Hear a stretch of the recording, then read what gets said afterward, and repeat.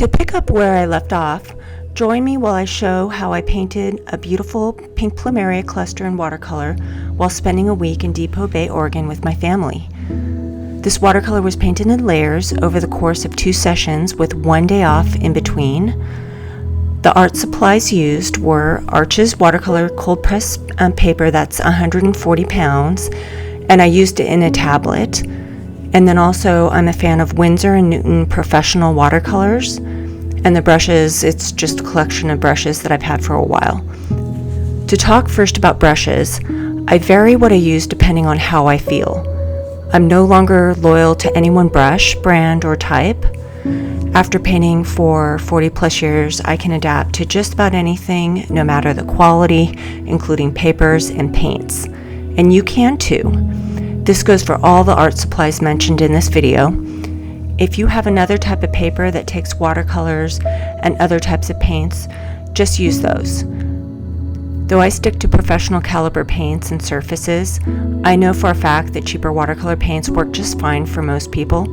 Paper tends to make the bigger difference, but honestly I've been somewhat surprised by the cheaper papers that I buy for my son.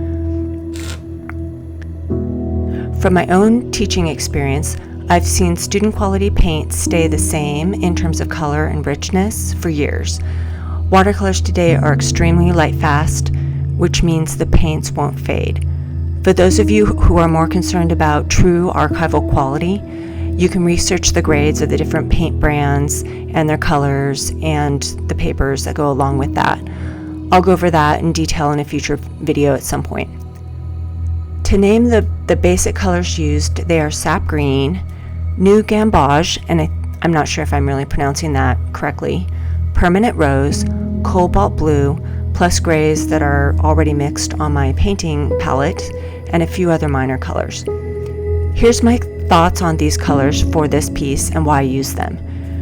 New gamboge is very versatile golden color that has a bit of orange in it. I love its brightness. It's a happier color than raw sienna or yellow ochre, which were my original old true favorite colors for golden tones. I'll use all 3 of these warm golden colors, but I love new gamboge for tropical flowers and leaf accents. And like I said, I'm not sure if I'm pronouncing that correctly, but there it is. Permanent rose is what I'm using most for the base pink of my Plumerias. Cobalt blue and various violet hues from my palette serve as the shadow colors. Permanent rose is also a more modern addition to my watercolor palette. It's not part of the original colors that I stuck to for the first half of my career, which were overall more earthy tones.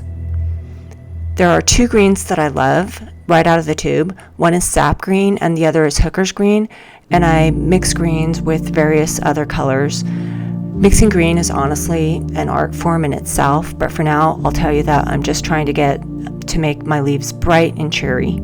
So those were my primary colors here. While I paint, I do clean out my water supply often.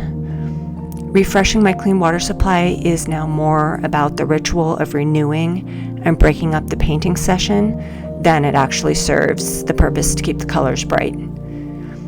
In the shadow areas, I'm mixing colors that are already on my palette, and sometimes I will include Payne's Gray, but I try to limit that until I really feel like I need it. Shadows can be warm or cool, so depending on what you need, that changes the colors that you're using to make the darks in a painting. These days, I'm more and more about expression in watercolor.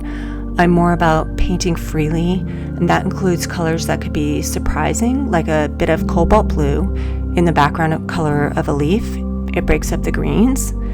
Plus, I know these colors occur in the leaves anyway, and it just makes the painting cheerful. When you start looking at nature, it's surprising, and you just see more color. It's always good to really look at your subjects when you're painting them, and you'll see new things every time.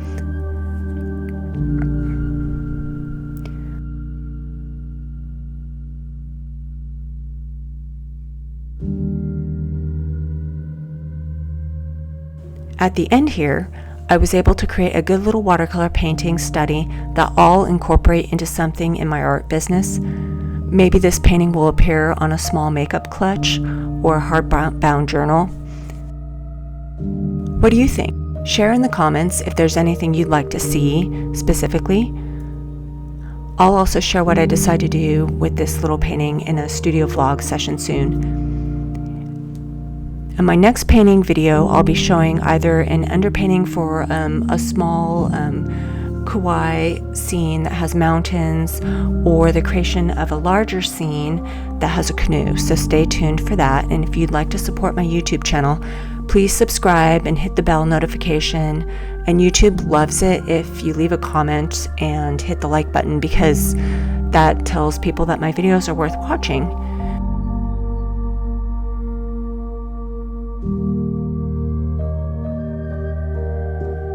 And if you want to make sure you don't miss a painting video, please join my art newsletter list to be notified when I have new videos to watch. Thank you for watching.